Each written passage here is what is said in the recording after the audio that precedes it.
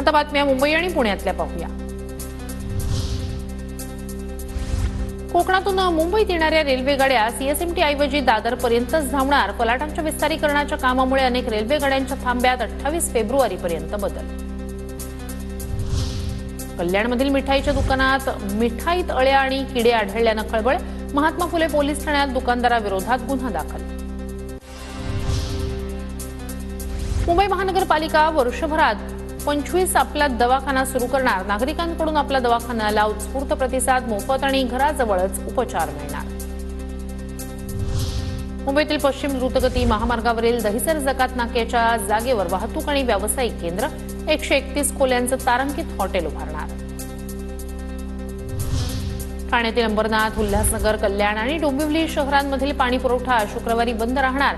जांभूळ जलशुद्धीकरण केंद्रावर दुरुस्तीचं काम केलं जाणार। पाणी जपून वापरण्याचं नागरिकांना आवाहन।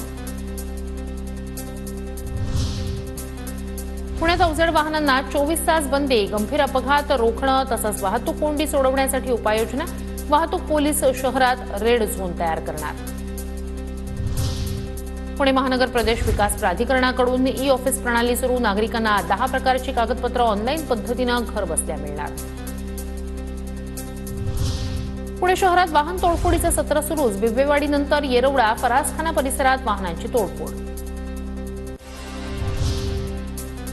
पुण्यात दूषित पाण्यामुळे जीबीएस रुग्णांमध्ये वाढ। पालिकेकडून जलशुद्धीकरण प्रकल्प उभारण्याच्या हालचालींना वेग। जीबीएसग्रस्त भागांना शुद्ध पाणी पुरवण्याचं पालिकेसमोर आव्हान।